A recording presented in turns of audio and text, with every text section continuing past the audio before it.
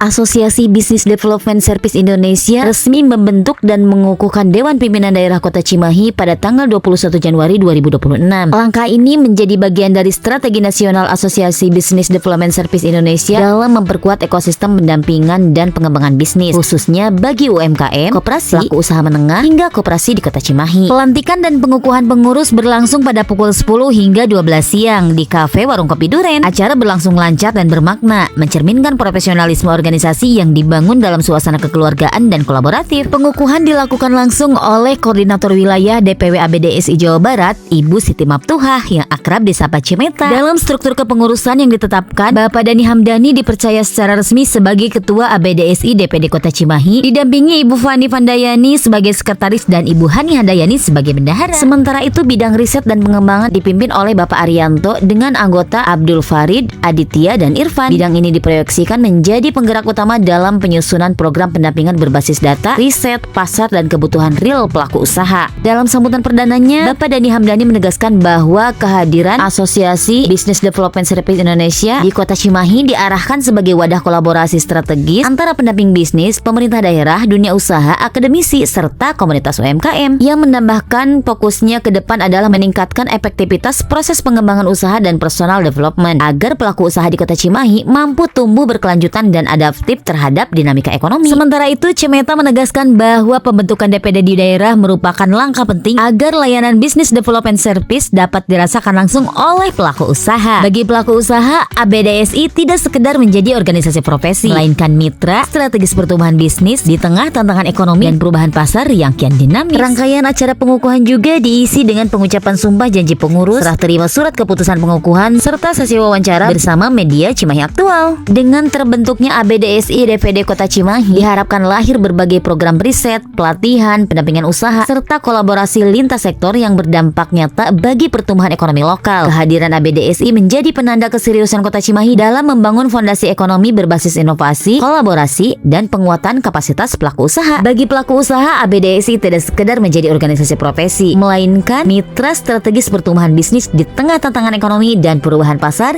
yang kian dinamis. ABDSI Kota Cimahi makin happy, makin mantap. ABDSI Kota Cimahi makin happy, makin mantap.